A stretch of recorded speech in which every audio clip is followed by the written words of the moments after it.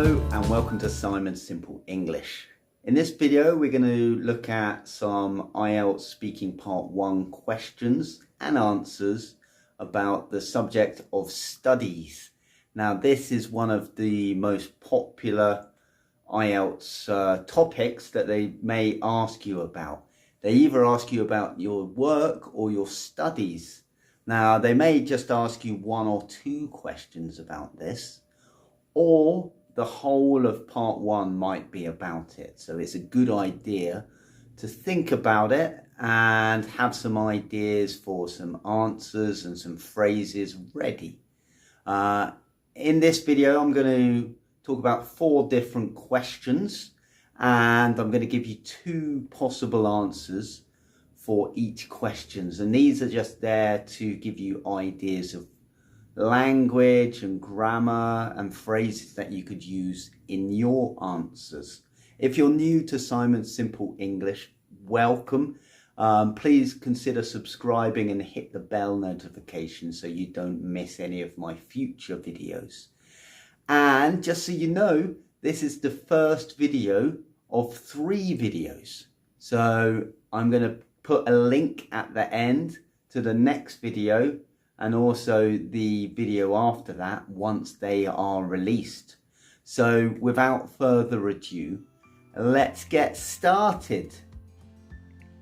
The questions that will be covered and answers provided in this video will be as follows. What do you study? Where do you study? Why did you choose that subject? Do you like that subject? First question, what do you study? For the past couple of years, I have been pursuing a degree in graphic design. I'm fond of the design process and I love to tap into my creativity. Let's have a look at the language I've used here. So we have I have been pursuing. So this is a grammar point really, and that's using the present perfect continuous, which is a fairly difficult tense to use. So if you can find a way to use it, you could impress the Ielts examiner. With regard to the vocabulary, we have pursuing, which is a verb, to pursue, and that's to study a course in this context. I'm fond of, that's a phrasal verb, means that I like a lot. Design, to design something, is to draw or come up with an idea. And then to tap into, this is a phrasal verb, and that's to use an amount of something. We can tap into our own resources, but we can also tap into the resources of the world. So if they find oil somewhere, they may tap into it to get the oil out. And then creativity. Creativity is the process of creating something, or we could say imagination. So another answer we could give for this what do you study would be, I'm currently studying geography. I'm a freshman, so this is my first year at university. I'm keen on finding out about how our planet works. I'm fascinated with everything to do with geology. So let's look at the language I've used here. I'm currently studying. So this is an organisational phrase really.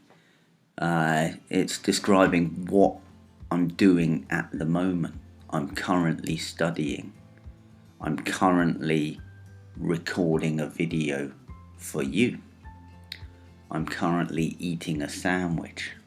I'm not. I wish. Vocabulary. Okay, so we got freshman, and that's a first year student in university is called a freshman. I'm keen on, phrasal verb, to get the higher marks, to get band 7 or more in lexical resource and vocabulary, you have to use phrasal verbs and idiomatic phrases occasionally. Keen on, interested in.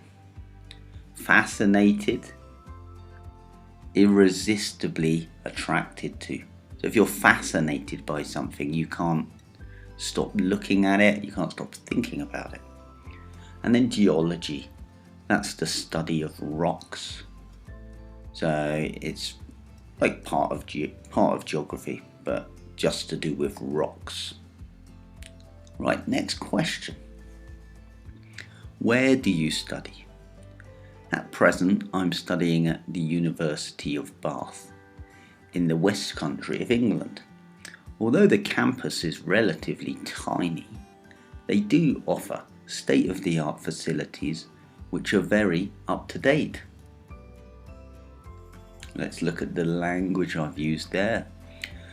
At present, so this is an organisational phrase, and that means that we're talking about now. If something's at present, it's what's currently happening. With regard to grammar, I've said I'm studying, and that's using the present continuous. Okay, it's good to mix up your verb tenses. Use lots of different verb tenses so you can show the examiner your grammatical range. And then vocabulary, we've got campus. A campus is the grounds of the university. So the university building and the area around it. Tiny, it's another word for small, it's an adjective. State of the art, this collocation means it's the most recent. And then up to date.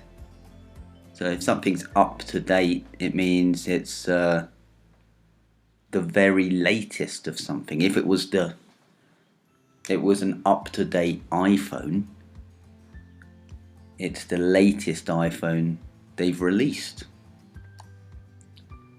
So here's another answer to the same question. Where do you study? Well, if I have to hit the books, I always go to this quaint coffee shop around the corner from my dorm. It's a calm and tranquil place with a relaxed vibe, so I can concentrate easily. On top of that, the delicious coffee keeps me focused.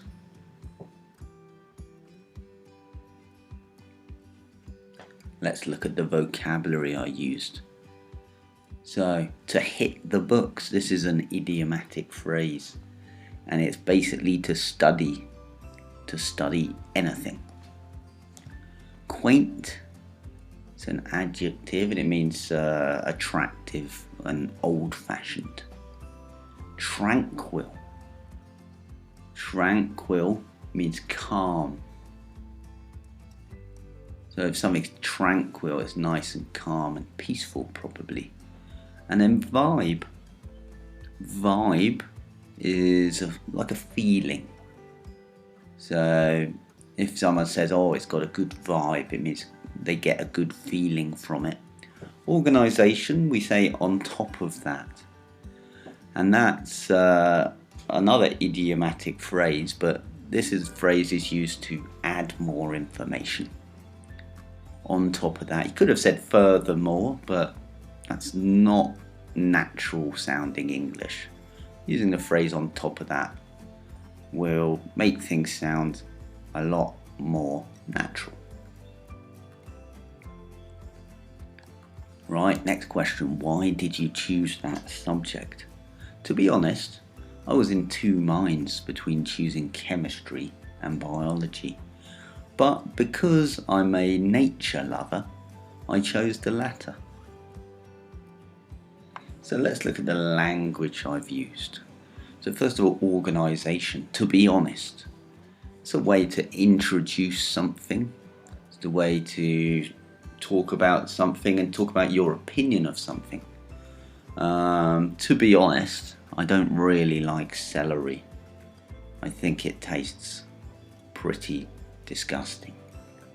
Vocabulary wise, I'm in two minds, and that's an idiomatic phrase, and that means I'm undecided between two choices. And then I chose the latter. The latter, this phrase, if there's two things to choose from, so here we have chemistry and biology, I chose the latter. So the latter is the second choice, the second option. Why did you choose that subject? So again, this is another answer to the same question. I've always been fascinated with everything to do with history, so choosing a historical major was a no-brainer. It was a pretty easy decision for me. Let's look at the language I've used here. Grammar-wise, I have always been. That's using the present perfect tense. Remember, we need to use a lot of different verb tenses to show the examiner our grammatical range. Vocabulary, we have fascinated. Now this is a verb, it means that I'm very interested in something. Historical, so that is about history. So when we talk about historical events, these are events that are part of history. And then a no-brainer, it's an idiomatic phrase, and it means it needs no thought. It's easy to decide. Do you like that subject? I'm so passionate about performing arts, and I live to perform in front of an audience. My ambition is to become a well-known, successful actress and see myself in Hollywood movies. Let's look at the language I've used. So vocabulary-wise, we've got passionate. It's an adjective, and that means you have a strong feeling towards something. I'm passionate about helping people. I'm passionate about the environment. I live to. This collocation, I live to, means that it's your reason for living. So I live to protect the environment. I live to be on the stage. I live to play music with my band. And then ambition. And ambition is a desire to achieve something. When I was young, my ambition was to become an astronaut. Unfortunately, my ambition didn't come true. Let's look at another way to answer this. If I'm totally honest, I'm not so keen on physics anymore. Starting out, it was interesting learning about the universe and such. But these days, it's all theoretical and abstract ideas. If I had the chance, I would have chosen something a little less taxing. Let's look at the language I've used. So, vocabulary-wise, I'm keen on. Keen on is a phrasal verb. I think we used it before, and it's to like something very much. Theoretical. Theoretical is an adjective, and that means concerning theory. So there's two sides to most things, theory and practice, and this is concerning the theory. Abstract, these are ideas about a theory. And then taxing. Taxing is mentally demanding. So something you have to think about a lot. And then organisation, we got starting out. So this phrase means at the start. So starting out, I thought this was really interesting. but now it's a little bit too difficult. As I said, there will be 3 videos on this topic. The next video is going to cover the following questions. Is there anything unexpected about your study? Is it a popular subject in your country? If you had a chance, would you change the subject? Is there something that helps you study effectively? So there we have it. That's 4 different questions on the topic of studies, and I give you 8 different answers to give you some ideas of what you could use in your answers. I want to talk about how you could prepare for your IELTS speaking.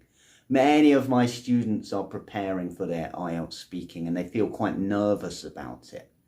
And I think if you practice with a teacher like me, or you practice with a native speaker, it can make it a lot easier for you to feel less nervous on the day.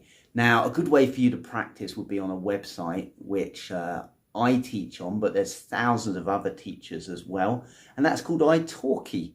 Now, there's a link in the description below, and the people at Italki have very kindly said that they're going to give you $10 for free credit once you register and you make your first purchase. And lessons on there are pretty cheap. So check it out, have a look, and hopefully you'll find it useful. Thank you very much for joining me. It's great to see you. I hope you found this video useful, and I hope you found something you can use in your answers. Check out the link to the next video once it's available. Good luck with your English journey and good luck with your IELTS. Bye bye.